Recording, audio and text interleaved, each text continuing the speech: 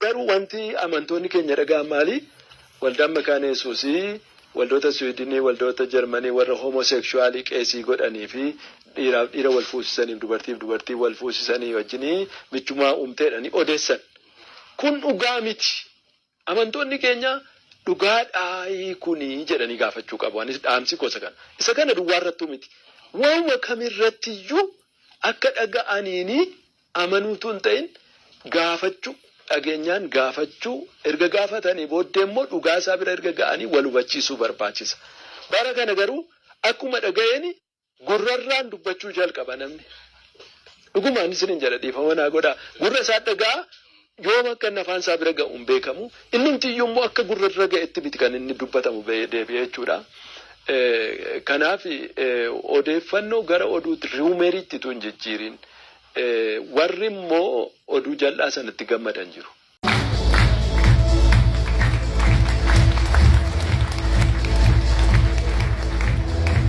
Obboleessa keenya gammachiis waldaa Mushiirraa isaanii gara iddoo kanaatti hafeera. Amma isaanii galaana fa'aa qophaa'anii jechuudha.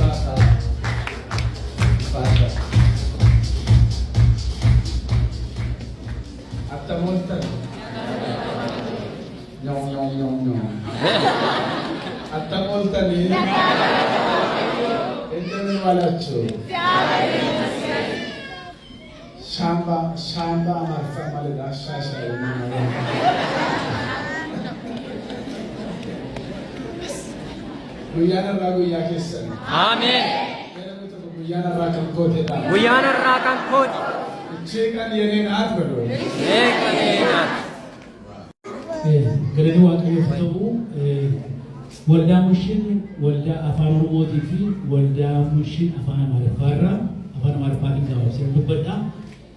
Raajii gargaarsa miti waan adda waan isaaf goonu kan akka nama baankii ol kaa'ate eebba addaa argachuudhaaf malee isaaf waan akkasiitu madaalamee kennamaaf utuu hin ta'in waaqayyo karaa isaa waan nu eebbiseef nummoo kennaa jaalalaatiin waan dandeenye isa eebbisuu waan barbaadeef tajaajila hojii hafuuraa waldaa ni qabu akka ta'uuf keessa keenya waan waaqayyo ka'e.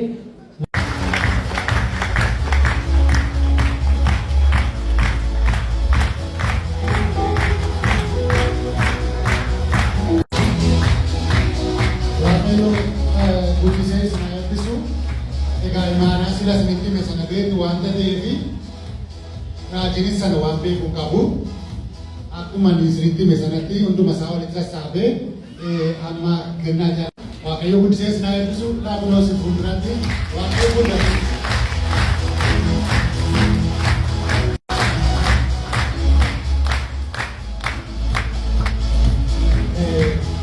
Namni tokkos jira isheenis wanta hin beeku waan dubbatan yoo qabaatan.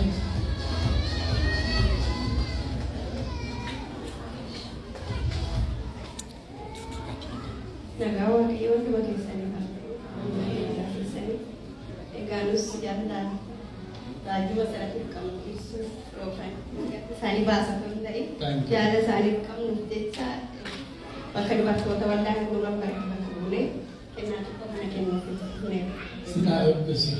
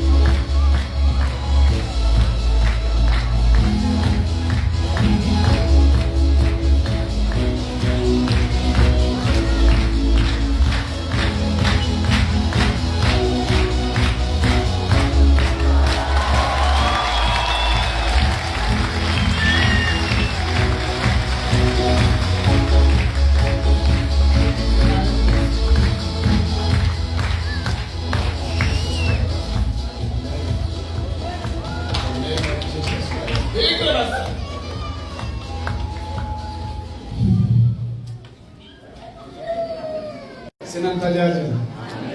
Ani keenan addaati Dr. Yesuus isin gargaara. Ameen. Ameen. Ameen. Warri Dr.